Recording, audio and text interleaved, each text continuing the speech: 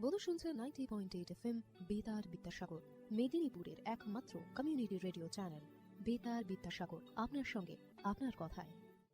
কৃষি সংক্রান্ত নানান কথা, প্রশ্ন আপনার, উত্তর দেব আমরা।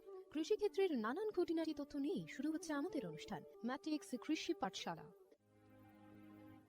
কৃষি প্রধান দেশ ভারতবর্ষ, তাই কৃষি ক্ষেত্রে উন্নতির কথা মাথায় রেখে কৃষক বন্ধুর পাশে দেশের প্রধানমন্ত্রী সূচনা হলো কৃষকদের জন্য বিশেষ যোজনা PM প্রণাম। জৈবিক সারের ব্যবহার থেকে কৃষকদের বিশেষ প্যাকেজ প্রদান, সবই এই যোজনার অন্তর্গত। PM প্রণাম প্রধানমন্ত্রী কর্তৃক কৃষক বন্ধুর জন্য বিশেষ যোজনা।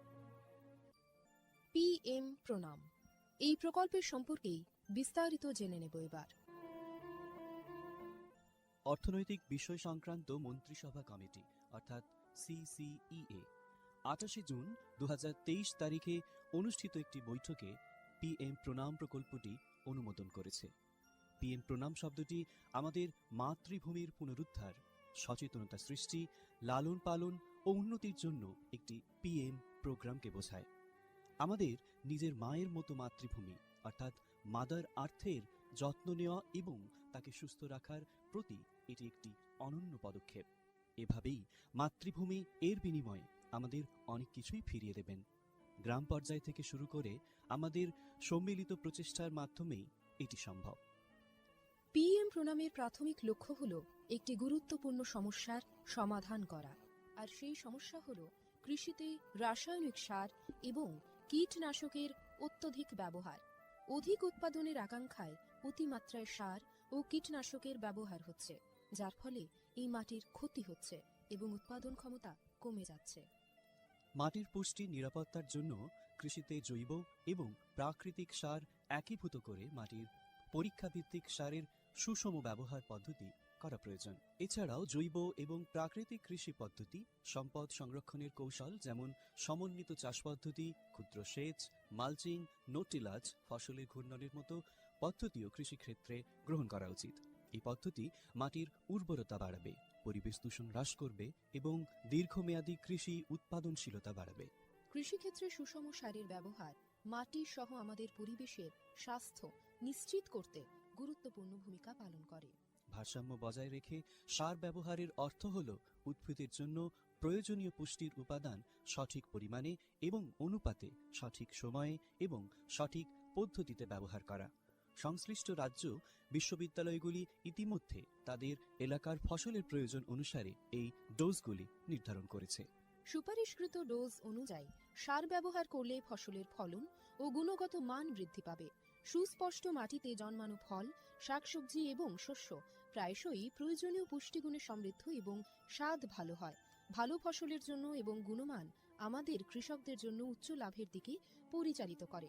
এটা শুধু আরও বেশি পরিমাণ ফসল ফলানোর জন্য নয়, বরং ফসলের মানকেও উন্নত করার জন্য একটি বড় পদক্ষেপ। এটি একটি জয়ের কৌশল যা আমাদের কৃষকদের, আমাদের পরিবেশ এবং শেষ পর্যন্ত আমাদের সকলকে উপকৃত করে। সঠিক জ্ঞানের সঙ্গে পুষ্টির ব্যবহার করলে আমরা যে শুধু ফলনই বাড়াতে পারব তা নয়, বরং আমাদের জমি ভবিষ্যৎ প্রজন্মের জন্য যাতে উর্বর থাকে তাও নিশ্চিত করতে পারব। সুতরাং আসুন একটি উজ্জ্বল এবং আরও টেকসই কৃষি ভবিষ্যতের জন্য সুষম সার ব্যবহারের প্রচার এবং অনুশীলন চালিয়ে যাই। বিকশিত ভারত সংকল্প যাত্রা, বিকশিত ভারত সংকল্প যাত্রা। আসুন এই প্রকল্পের বিষয়ে এবার জেনে নেওয়া যাক।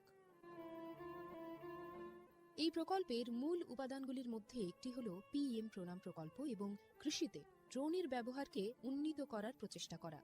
সারের সুষম ব্যবহার এবং ন্যানো সারের ব্যবহার নিশ্চিত করার লক্ষ্যে department of fertilisers, sir company, প্রধানমন্ত্রী কৃষি সমৃদ্ধি কেন্দ্র, ফিল্ড অফিসার এবং নোডাল অফিসার সহ বিভিন্ন স্টেক হোল্ডারদের একত্রিত করেছে।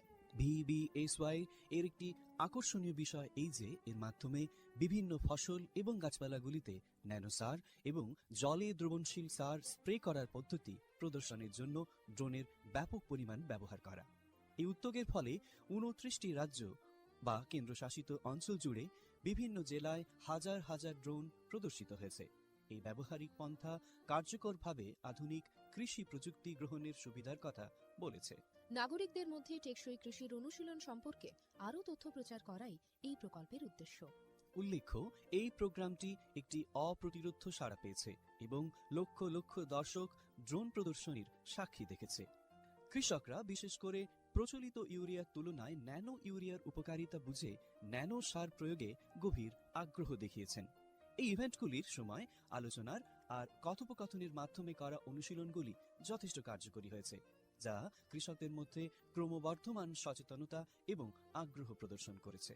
বহু উৎসাহী কৃষক এই প্রকল্পের প্রতি ড্রোন ব্যবহারে আগ্রহ প্রকাশ করেছেন। এই আধুনিক প্রযুক্তির অর্থনৈতিক সম্ভাব্যতা কৃষকদের আলোর দিশা দেখিয়েছে এবং কৃষিতে আরও টেকসই এবং সাশ্রয়ী পদ্ধতির পথ প্রশস্ত করেছে। মাননীয় প্রধানমন্ত্রী শ্রী নরেন্দ্র মোদী প্রধানমন্ত্রী মহিলা কিষাণ ড্রোন কেন্দ্র চালু করেছেন। এটি মহিলাদের স্ব-সহায়ক গোষ্ঠীগুলিকে ড্রোন সরবরাহ করবে, যাতে তারা জীবিকা নির্বাহের জন্য এই প্রযুক্তি ব্যবহার করতে পারেন। প্রধানমন্ত্রী কৃষি সমৃদ্ধি কেন্দ্রগুলি VBSY প্রোগ্রামগুলিকে সমর্থন করার জন্য সক্রিয় ভূমিকা পালন করেছে, যার ফলে এই উদ্যোগের সহযোগিতামূলক প্রকৃতির উপর জোরও দেওয়া হয়েছে। বিকশিত ভারত সংকল্প যাত্রা শুধু একটি যাত্রা নয়, এটি ভারতীয় কৃষির জন্য একটি টেকসই এবং প্রযুক্তিগতভাবে উন্নত ভবিষ্যতের দিকে একটি রূপান্তরমূলক পদক্ষেপ। যাত্রার অগ্রগতির সঙ্গে সঙ্গে এটি দেশের কৃষি ল্যান্ডস্কেপকে নতুন রূপ দেওয়ার, উদ্ভাবনকে উৎসাহিত করার এবং সবার জন্য একটি সবুজ আরও সমৃদ্ধ ভবিষ্যৎ নিশ্চিত করার প্রতিশ্রুতি দেয়। ড্রোন প্রযুক্তি, ন্যানো সার এবং টেকসই চাষ পদ্ধতির প্রচারের মাধ্যমে এটি শুধুমাত্র সচেতনতাই তৈরি করছে না, বরং কৃষকদের আরও সমৃদ্ধ এবং পরিবেশ বান্ধব ভবিষ্যতের জন্য উদ্ভাবন গ্রহণ করতে অনুপ্রাণিত করছে। আমরা যেমন এই কৃষি বিপ্লবকে উৎসাহিত হতে দেখি, এটা স্পষ্ট যে বিকশিত ভারত সংকল্প যাত্রা একটি উন্নত এবং টেকসই ভারতের জন্য বীজ বপন করছে এবং এগিয়ে নিয়ে যাচ্ছে।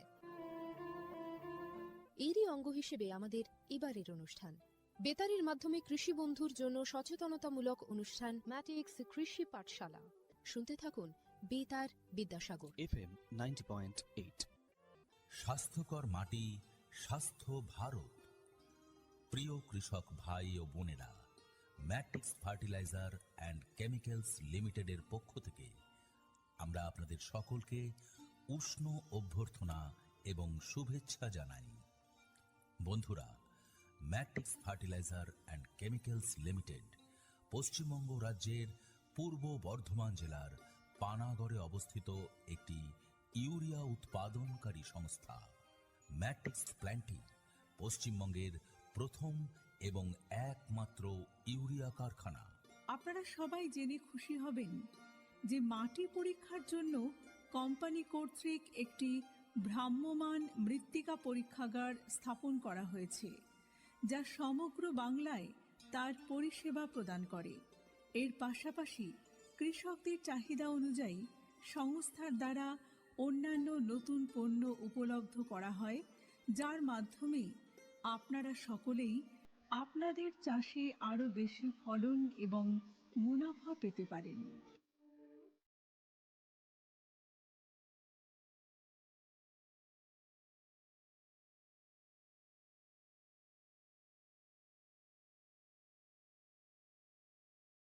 নমস্কার, 90.8 বেতার বিদ্যাসাগরের ম্যাটিক্স কৃষি পাঠশালায় আপনাদের স্বাগত।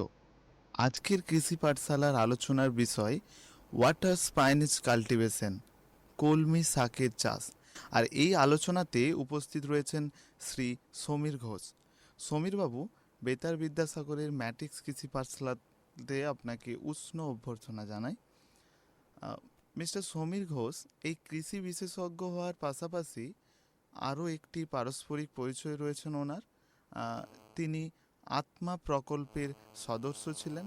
এই প্রকল্পের দ্বারা বিভিন্ন কৃষিকাজ নিয়ে আলোচনা এবং পদ্ধতি সম্পর্কে চাষি ভাইদের সচেতনমূলক শিবিরে আলোচনা করা হয়। আজকের আমাদের এই অনুষ্ঠানে আপনাকে আমাদের মধ্যে পেয়ে আমরা অনেকটাই আপ্লুত। আমরা সরাসরি চলে যাব একদম প্রথম প্রশ্নে। যে কলমি শাকের চাষ, এই কলমি শাক চাষ করতে গেলে সেটি মাটি তৈরির পদ্ধতিটা কিভাবে করব, এই নিয়ে যদি বলেন। নমস্কার, আমার নাম সমীর ঘোষ। বেতার বিদ্যাসাগরকে ধন্যবাদ জানাই আমি আলোচনাটা করার জন্য। নমস্কার, 90.8 বেতার বিদ্যাসাগরের ম্যাটিক্স কৃষি পাঠশালায় আপনাদের স্বাগত। আজকের কৃষি পাঠশালার আলোচনার বিষয় ওয়াটার স্পাইনেজ কাল্টিভেশন, বা কলমি শাকের চাষ। আর এই আলোচনাতে উপস্থিত রয়েছেন শ্রী সমীর ঘোষ। সমীরবাবু, বেতার বিদ্যাসাগরের ম্যাটিক্স কৃষি পাঠশালাতে আপনাকে উষ্ণ অভ্যর্থনা জানাই। মিস্টার সমীর ঘোষের এই কৃষি বিশেষজ্ঞ হওয়ার পাশাপাশি আরও একটি পারস্পরিক পরিচয় রয়েছে, সেটি হচ্ছে তিনি আত্মা প্রকল্পের সদস্য ছিলেন। এই প্রকল্পের দ্বারা বিভিন্ন কৃষিকাজ সম্পর্কে চাষি ভাইদের সচেতনমূলক শিবিরে আলোচিত হয়। আজকে আমাদের এই অনুষ্ঠানে আপনাকে আমাদের মধ্যে পেয়ে আমরা অনেকটাই আপ্লুত। আমরা সরাসরি চলে যাব আজকের প্রথম প্রশ্নে। এই কলমি শাক চাষের জন্য মাটি তৈরির পদ্ধতি বা কিভাবে মাটিটি তৈরি করব, এই নিয়ে যদি বলেন। নমস্কার, আমার নাম সমীর ঘোষ। বিদ্যাসাগর বেতারকে ধন্যবাদ জানাই এই আলোচনা করার জন্য।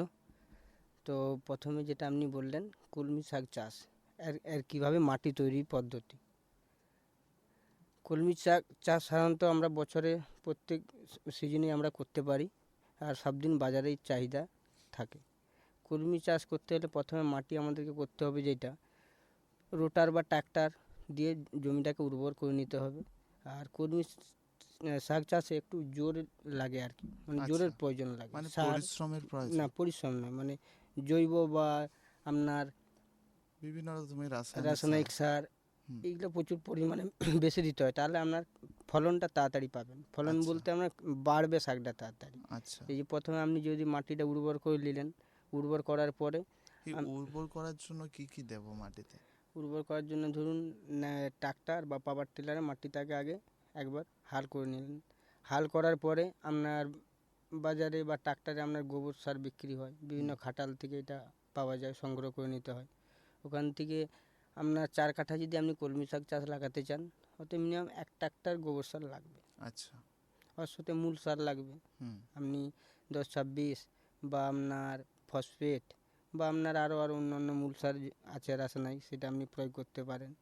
এরপরে ওই সারটা, গোবর সারটা দেওয়ার পরে মাটিতে জমিটাতে আরেকবার লাঙল দিয়ে দিতে হবে, ওই রোটার বা পাওয়ার টিলার দিয়ে। মাটিটা অনেক ফাঁপা উর্বর হয়ে যাবে, আর গোবর সারগুলো মাটির সাথে ভালো করে মিশা হয়ে যাবে আর কি, মিশে যাবে মাটির সাথে। আচ্ছা। তো এই গ্রোমোর বা ডিএপি এগুলো ব্যবহার করে আমরা চাষ করে মাটিটি তৈরি করে নেব আগে। আচ্ছা, এই কলমি শাকটি লাগানোর জন্য কি কোনো চারার প্রয়োজন হয়ে থাকে, বা কোনো ডাল যেমন আমরা কেটে লাগাতে দেখে থাকি খুঁদরি চাষের ক্ষেত্রে, তো এক্ষেত্রে কি সেরকম প্রয়োজন, না এর কোনো বীজ পাওয়া যায়? না, এটা মার্কেটে বীজ পাওয়া যায়। আচ্ছা, বীজ পাওয়া যায়। এই বীজ বীজ, বীজটা আপনার 1 কিলো প্যাকেট থাকে। আচ্ছা, এই বীজটা আমরা কিভাবে সংগ্রহ করব? এই বীজটা আসে আমাদের তো বেশিরভাগ হাওড়াতে চাষ হয় বেশি বীজটা। এই আচ্ছা। হাজরা, বঙ্কিম, বিভিন্ন এই বীজের ব্র্যান্ড আছে আর কি। আচ্ছা। ওটা আমাদের বিভিন্ন যারা বীজ দোকান আছে, ওরা সংগ্রহ করে ওখান থেকে এজেন্সির মাধ্যমে এরা নিয়ে চলে আসে। ওইখান আচ্ছা। থেকে আমাদের চাষি ভাইদের ওইখান থেকে সংগ্রহ করতে হয়। আচ্ছা, এই বীজ আমাদের ধরুন কেউ যদি 1 বিঘে চাষ করে, তো বিঘে প্রতিটি কিরকম বীজ প্রয়োজন? বিঘে অতটা বাড়ানো যায়নি, মানে আচ্ছা। কলমি শাকের চাষ তো প্রচুর হয়, অল্প লাগালেও প্রচুর উৎপন্ন হয়। আচ্ছা। আপনার যে বললাম যে 4 কাঠা, হুম। 4 কাঠাতে মিডিয়াম ধরুন যে জৈব সার, আপনি রাসায়নিক সার দিলেন, দিয়ে আপনার যদি লাগানোর পদ্ধতি বলি, আপনার 4 কাঠাতে মিনিমাম 4 কিলো দানা সাফিসিয়েন্ট। আচ্ছা, 4 কাঠাতে 4 কিলো, মানে কাঠা প্রতি 1 কিলো দানা 1 কিলো। প্রয়োজন। আচ্ছা, এই বীজটি আমরা কিনে নিয়ে আসছি বাজার থেকে, যেহেতু বললেন যে কোথাও থেকে এই বীজগুলো তৈরি করা আছে, তো সেক্ষেত্রে কি আমরা শোধন করে নেব বীজগুলো লাগানোর আগে? হ্যাঁ, কলমি শাক লাগানোর আগে বীজটা আমরা প্যাকেট থেকে কেটে নিলাম। হুম। কেটে নিয়ে সূর্যের যে রোদ দেয় তাতে কিছুটা জল আমরা গরম করে নিলাম। আচ্ছা। এবার জলটা হালকা স্বাভাবিক অবস্থায় এলে হুম। আমরা দানাগুলো ওতে ফেলে দিলাম। এবার আচ্ছা। বীজ শোধন করা বিভিন্ন পাউডার পাওয়া যায়, ওষুধ পাওয়া যায়, হুম। ওগুলো দিয়ে মিনিমাম 2-4 ঘন্টা কলমি শাক দানাটাকে আমরা ভিজিয়ে রাখলাম। আচ্ছা। দেখবে দানাটা দ্বিগুণ হয়ে গেছে বড়, জল খেঁচে আচ্ছা। ফেঁপে যায়। আর ভাপানোর সাথে সাথে ওকে বেশি টাইম লাগানো যাবে না। হুম। ধরুন আমি রাত্রে যদি দানাটা ভিজিয়ে রাখি, হুম। ওই 2-4 ঘন্টা 5 ঘন্টা পর দানাটাকে আবার ছেঁকে নিতে হবে। বেশিক্ষণ ভিজিয়ে রাখলে আবার দানাটা ফেটে যাবে, আচ্ছা। নষ্ট হয়ে যাবে। আচ্ছা। ওই দানাটা 4-5 ঘন্টা ভিজিয়ে রাখার পর ছেঁকে নিতে হবে। ছেঁকে নেওয়ার পর 1-1.5 ঘন্টা একটু ড্রাই করে নিতে হবে, দিয়ে জমিতে নিয়ে যাওয়ার পরে লাগানো যাবে। আচ্ছা, এই বীজটা আপনি বললেন যে সূর্যের আলোতে যেই জলটা উষ্ণতাটা পাই সেখানে জলটা আমরা গরম করে তাতে হুম। বীজটা ভেজাবো। এতে কি আমরা সূর্যের আলোতে না গরম করলে যদি কোনো গরম জলই দিই এতে কি কোনো অসুবিধা রয়েছে? না, অসুবিধা নেই। তো সূর্যের আলো একটা মাত্রার টেম্পারেচার থাকে আর কি। আচ্ছা, এটা একটু বীজের পক্ষে ভালো হয়। আচ্ছা, আপনার এই অল্প জলটা গরম থাকলেও দানাটা ফেলে দিলে দানাটা ক্ষতি হবার ভয় থাকে, নষ্ট হবে না। আচ্ছা, আর এই ঘরে এই গরম জল করলে দানা নষ্ট হয়ে যাওয়ার ভয় থাকে। আচ্ছা, মানে প্রাকৃতিকভাবে ন্যাচারাল উষ্ণতাটা পেলে হুম, সূর্যের আলোতে বীজটা নষ্ট হওয়ার সম্ভাবনা থাকে না। হুম। আচ্ছা, তো ওটা হচ্ছে ভিজানোর পর আমরা ডাইরেক্ট লাগিয়ে দেবো না কোনো অঙ্কুরোদ্গমের প্রয়োজন রয়েছে? না, না, কলমি শাক ওই যে আপনার ১-১.৫ ঘন্টা যে ড্রাই থাকবে, হুম, ওতেই আপনার মুখ ফেটে যাবে। আচ্ছা, মুখ ফেটে যাবে। আর আপনি তারপর লাগাতে পারেন। তাছাড়া আরেকভাবে কলমি শাক লাগানো যায়। মাটি যদি আপনার প্রচুর ভেজা থাকে আর কি, হুম, মানে প্রচুর পরিমাণে মাটিতে রস থাকে, হুম, তখন দানাটা না ভিজিয়েও লাগানো যায়। আচ্ছা। সেক্ষেত্রে কি মানে ওই আমরা যে প্রথমে জলটাতে ভিজিয়ে রাখছি সেক্ষেত্রে বীজটা কি ওই মাটির তলায় ভেজা ভাবটার জন্য ওখান থেকে হয়ে যায়? হ্যাঁ, হ্যাঁ। আচ্ছা, মানে ওইটার জমিটা ভিজা আছে, হুম, আপনি দানাটা আবার ভিজালেন, হুম, তাতে ওই ভিজার জায়গায় দানাটা আবার বেশি পড়লো, ওই বীজটা নষ্ট হয়ে যাওয়ার ভয় থাকে। জমি যদি আবার অতিরিক্ত ভেজা থাকে, তাহলে শুকনো দানা ফেলে দিলেও চলে। আচ্ছা। তো এই যে বীজটা আপনি বললেন এভাবে আমরা অঙ্কুরোদ্গম বা লাগানোর আগে তৈরি করে নেব। এরপরে লাগাবো কিভাবে? এভাবে আপনি আপনার যে আলু লাগানো হয় না, তার হুম, চিক টানা মেশিন পাওয়া যায়, আচ্ছা, ওটাতেও লোক লাগায়, আমরাও লাগাই। তাছাড়াও আরেকভাবে লাগানো যায়, আলুতে মাটি দেওয়া একটা সরু কোদাল পাওয়া যায়, আচ্ছা, ওইটাতে আমরা দড়ি ধরে লম্বা করে লাইন টানলাম, হুম, 2 থেকে 3 ইঞ্চি গভীরতা হবে। হুম, ওতে আপনার 2 থেকে 3 ইঞ্চি বা 1 ইঞ্চি ছাড়া ছাড়া বা 1 ইঞ্চির ভেতরেও ফেলানো যায়। হুম, দানাটা ফেলে ফেলে গেলাম। হুম, আর আর সাথে আরেকটা জিনিস দিলে ভালো হয়, এই কলমি শাক খুব নরম শাক তো, হুম, এতে একটু কীটনাশক একটা মানে দানা পাওয়া যায়, ওই আচ্ছা, মাটিতে ছড়িয়ে দিলে দানাটা যখন গাছ হিসেবে বেরোয়, তাহলে অনেক সময় পোকামাকড়ে কেটে দেয়, ওই হুম, কাটার উপদ্রবটা থাকে না। আচ্ছা। লাগানোর সময় ওই কীটনাশকটার প্রয়োজন বোধ হয় যাতে ওটা দিয়ে দিলে গাছটা শুরু হওয়ার সময় যখন গাছটা শুরু হয় অঙ্কুরোদ্গম থেকে তখন কোনো পোকামাকড়ে আক্রমণ করতে পারে না। না, না। আচ্ছা, এই গাছটা আমরা যে লাগাবো একটা গাছ থেকে আরেকটা গাছের দূরত্ব কতটা থাকবে? আপনার ওই 1 ইঞ্চির ভিতরে থাকবে। 1 ইঞ্চির হ্যাঁ, মধ্যে? একটা আর একটা লাইন বললাম না, হুম, লাইন থেকে আরেকটা লাইন আপনার 8 ইঞ্চি থেকে 9 ইঞ্চি হবে, আচ্ছা, বা মানে 10-11 ইঞ্চি হলেও হয়। বিভিন্ন চাষে বিভিন্ন রকম লাগায়, এতে কি হয়, যত আপনি দূরে লাগাবেন, তার গাছটা একটু বলবান হবে আর কি। আচ্ছা, মানে পুষ্টিগত মান একটু বৃদ্ধি পাবে, হ্যাঁ, গাছটা বলিষ্ঠ হবে। আচ্ছা, এই গাছটা বড় হতে কতদিন টাইম লাগে? আপনার স্বাভাবিক ওয়েদারে যদি হয়, আপনার লাগানো থেকে 20 দিন বাদে আপনার কাটার মতো হয়ে যাবে। আচ্ছা, লাগানো থেকে হুম, 20 দিনের মধ্যে কাটার মতো হয়ে যাবে। মানে এ- এতে উবড়ানো হয়নি, এতে আচ্ছা, কাটা হবে, আবার ওখান থেকে আবার শাক উৎপন্ন হবে, কাটা হবে, আবার ওখান থেকে হবে। যে একবার বীজ লাগানোর পরে নিলাম শেষ হয়ে গেল না। কলমি শাক এমন একটা চাষ, আপনি একবার লাগিয়ে মানে কয়েকবার আচ্ছা, কয়েকবার আপনি ওইটা থেকে কাটতে পারবেন। মানে মেনলি ওটার পাতাটা শুধু কেটে নেওয়া হয় হ্যাঁ, নাকি? হ্যাঁ, গোড়া থেকে ওই 1 ইঞ্চি মতো রেখে দিয়ে হুম, উপর থেকে কেটে আঁটি বেঁধে নেওয়া হয় আর কি। আচ্ছা, ওখান থেকেই আবার পাতা বের আর হয়। ওখান থেকে আবার কুঁচিয়ে বড় হবে আবার। আচ্ছা, এই যে আমরা গাছটা ছোট থেকে কাটার আগে পর্যন্ত পাতাটা বড় হওয়ার আগে সেক্ষেত্রে কি কোনো রাসায়নিক সার বা কীটনাশক ব্যবহার করব ওর পুষ্টিগত কারণের জন্য? কলমি শাক ধরুন লাগানোর 2-3 দিনের মধ্যে মাটির থেকে ওরা চারা বের হয়ে যায় খুব আচ্ছা, তাড়াতাড়ি। হুম, মানে এই কলমি শাক এত তাড়াতাড়ি লাগানোর পরে যে বেরায়, অন্য কোনো আমরা চারা গাছকে আমরা বেরোতে দেখিনি। আচ্ছা, এবার এইটা খুব নরম হয় তো, হুম, এতে অন্যান্য কীটনাশক না দিলে মানে অন্যান্য পোকামাকড় সহজে একে আক্রমণ করে দেয়, আর আচ্ছা, গাছটা কাণ্ডটা খুব নরম হয়। এতে আচ্ছা, কোনো কোনো পোকা, অল্প ছোটো ছোটো পোকা কেটে দিলে গাছটি মারা যায়। ওই আচ্ছা, সময় একটু গুরুত্ব দিয়ে গাছগুলোকে নজরে রাখতে হবে। ধরুন 2-1টা গাছে আমার দেখা যাচ্ছে যে কেটে দিচ্ছে, হুম, তখন আপনাকে কীটনাশক স্প্রে করতে হবে। আচ্ছা। তো বা এই কীটনাশক আমরা পোকামাকড়ের জন্য প্রয়োগ করব ঠিকই, তো গাছটার পুষ্টিগত জন্য ধরুন কোনো রকম মানে ওর খাবারের যোগানের জন্য কি কোনো সার ব্যবহার করব? হ্যাঁ, গাছের গ্রোথ যদি ধরুন আপনার কম দেখা যায়, গাছটা সবুজ হচ্ছে নি, একটু লালচে ভাব আছে, হুম, তখন আপনি একটু ওর সাথে মূল সার দিতে পারেন। কি স্যার? মূল সার, মূল সার। হ্যাঁ ধরুন ডিএপি 10-26, ওর সাথে ধরুন আপনার পটাশ বা ফসফেট, এগুলো হচ্ছে মূল সার দিলে গাছটা তাড়াতাড়ি গ্রোথ নেবে আর কি। আচ্ছা, কি পরিমাণ সারটা ব্যবহার করব? ধরুন এই কাঠা পদ্ধতিতে কিরকম প্রয়োজন সারের? কাঠাপ্রতি আপনার 2 থেকে 3 কিলো দিলেই যথেষ্ট। আচ্ছা, এই যে সারগুলো বললেন ডিএপি বা গ্রোমর, এগুলো কাঠা প্রতি 2 থেকে 3 কেজি। আচ্ছা, এই গাছটা ধরুন আপনি যেমনটা বললেন 20 দিনের মাথায় কাটবার বয়স হয়ে যায়, তো এই পাতাটা কাটলে আবার আরেকবার তখন পাতাটা গজাচ্ছে। তো এক্ষেত্রে যেখানটা আমরা কেটে নিচ্ছি তারপরে যে অবশিষ্ট অংশটা থাকছে ওরই মধ্যে পাতা বের হয় নাকি? হ্যাঁ হ্যাঁ, ওই যে কাণ্ডটা রয়ে যাবে 1 ইঞ্চির মতো আপনার, হুম, ওইখান থেকেই গ্রোথ নেবে, এবং কি আগেবারে যে একটা কাণ্ড থাকে, দ্বিতীয়বারে 4 পাশ থেকে ঝাড় হয়ে বেরাবে। আচ্ছা, তো প্রথমবারে যেখানে কাটা হচ্ছে একটাই সেখান, কাণ্ড পাচ্ছেন তো, হ্যাঁ, দ্বিতীয়বারে কিন্তু 3 থেকে 4টা কাণ্ড পাবেন। আচ্ছা, ওটা কোথা থেকে পাবো? যেখানে কাটা হচ্ছে ও ওখান হ্যাঁ, থেকে? ওরই গোড়া থেকে 3-4 পাশে ঝাড় হয়ে বেরাবে। আচ্ছা, এরকম ওটা কতদিন পর্যন্ত কাটা যায়?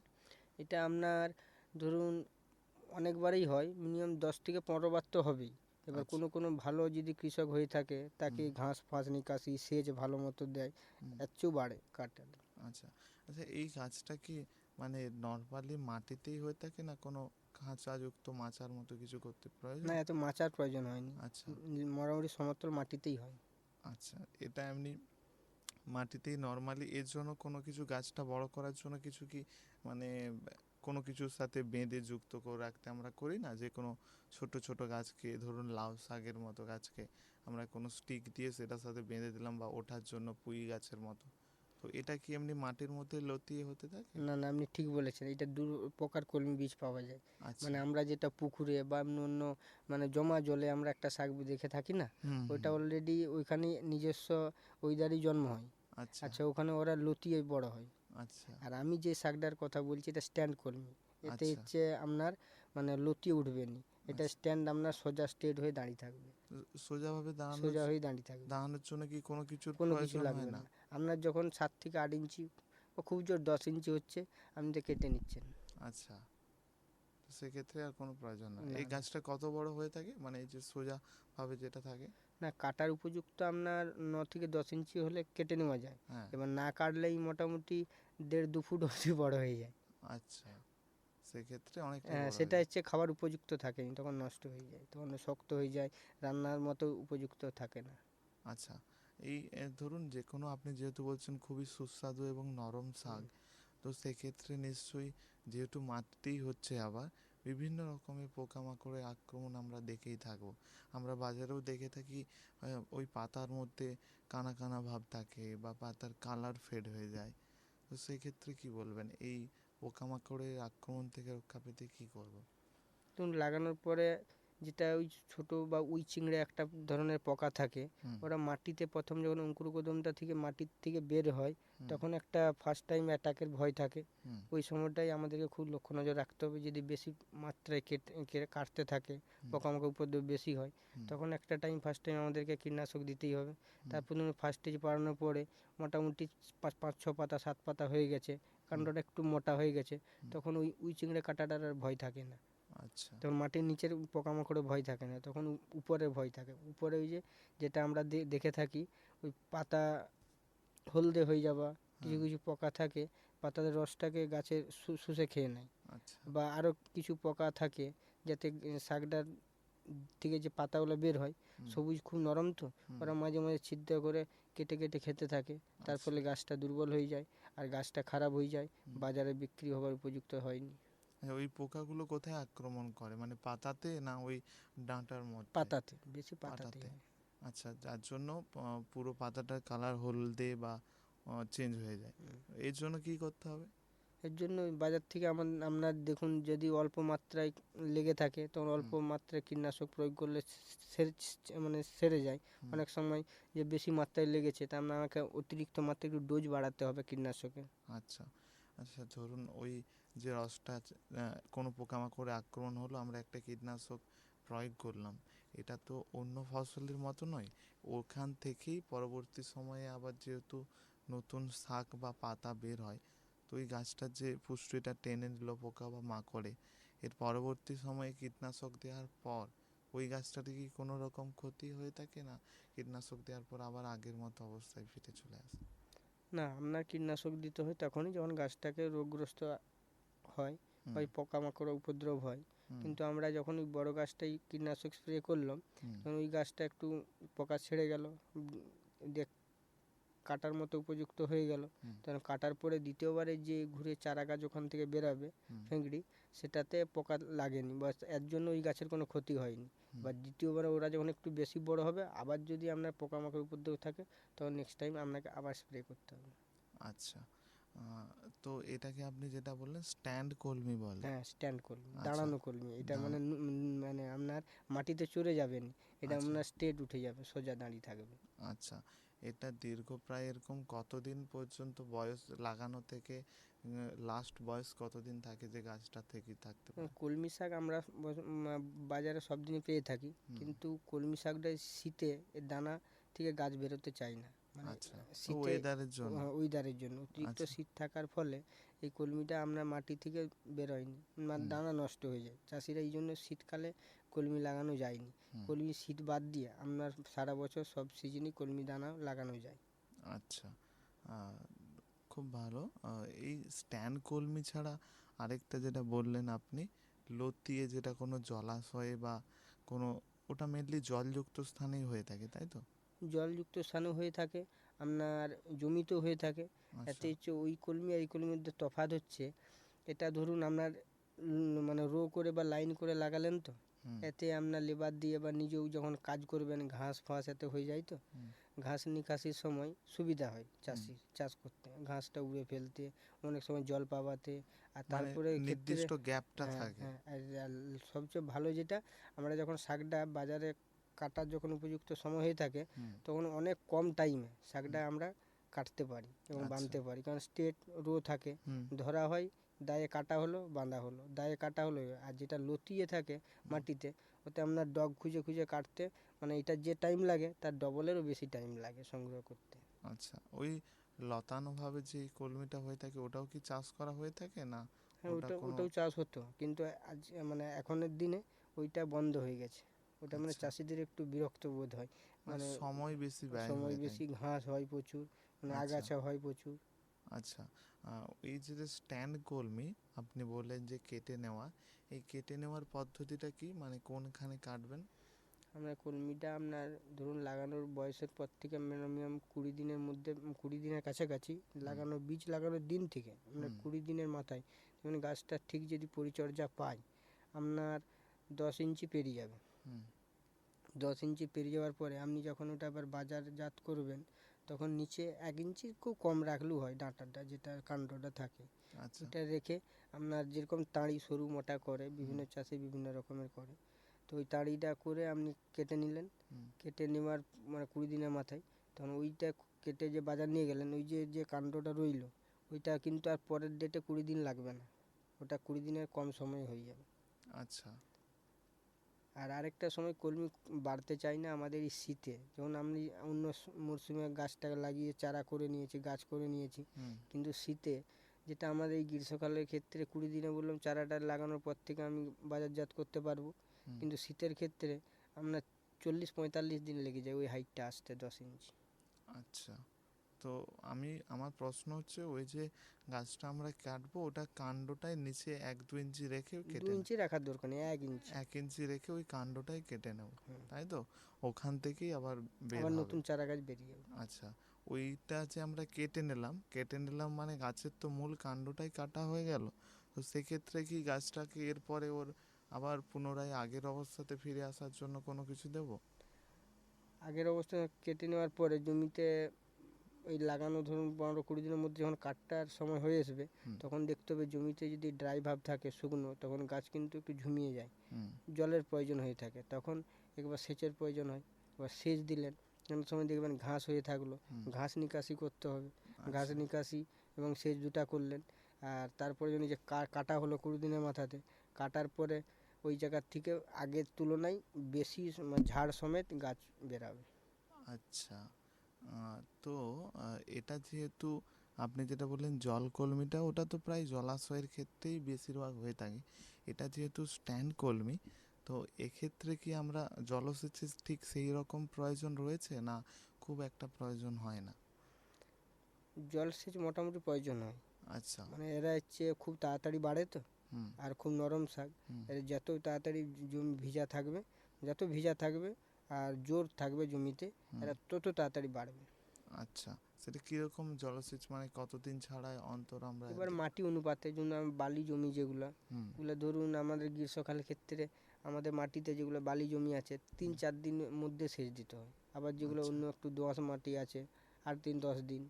আচ্ছা, মানে মাটিতে যদি ড্রাই ভাব থাকে তখন জলটা তাড়াতাড়ি দিতে হবে, তাই তো? আমরা আগে গাছ বলে দিব, গাছ যদি ঝিমিয়ে যায় রোদে তখন তা ভাবতে হবে যে মাটিতে যে যে হ্যাঁ জলটা লাগবে, গাছ চাষ খুঁজছে, জল খুঁজছে, গাছটা দেখেই বুঝতে পারবেন দেখে যে বুঝতে পারবে। জল প্রয়োজন গাছে।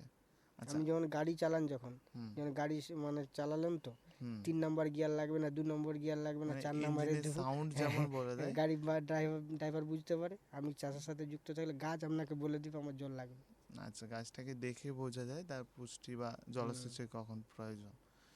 আচ্ছা, এই যে কলমি শাকটা আপনি বললেন, আমাদের এখানের যে আবহাওয়া বা জলবায়ু, এখানে কোন মাটিতে এই কলমি শাকটা বেশিরভাগ ভালো হয়ে থাকে, এই স্ট্যান্ড কলমিটা? বেশিরভাগ দোআঁশ মাটিতে খুব ভালো হয়। আচ্ছা, এছাড়াও অন্য কোনো মাটিতে? সব মাটিতেই হচ্ছে হয়, কিন্তু মানে গুণগত মানটা এই কলমি শাকের উপযুক্ত মাটি হচ্ছে দোআঁশ মাটি, আচ্ছা, ভালো হয়, যেটা আমাদের এখানেও ভালোভাবে হচ্ছে। খুব ভালোভাবে হচ্ছে। আচ্ছা, উম, অনেক ধন্যবাদ শ্রী সমীর ঘোষ আপনাকে। ভালো থাকবেন। আবারও পরে কোনো এক এপিসোডে আপনাকে পাবো আমাদের এই বেতার বিদ্যাসাগরের স্টুডিওতে, এই প্রত্যাশা রাখলাম। এখানেই শেষ হলো ম্যাটিক্স কৃষি পাঠশালার আজকের অনুষ্ঠান। ধন্যবাদ। এতক্ষণ আপনাদের সাথে ছিলাম আমি আরজে সুমন। শুনতে থাকুন 90.8 বেতার বিদ্যাসাগর।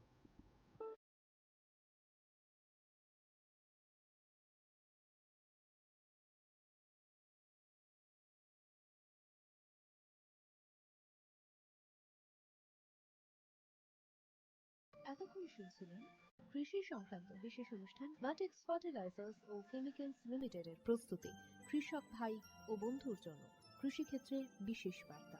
এই ধরনের অনুষ্ঠান আরও শুনতে কানে রাখুন বেতার বিদ্যাসাগর 90.8 FM, ঠিক বেলা 1টায়।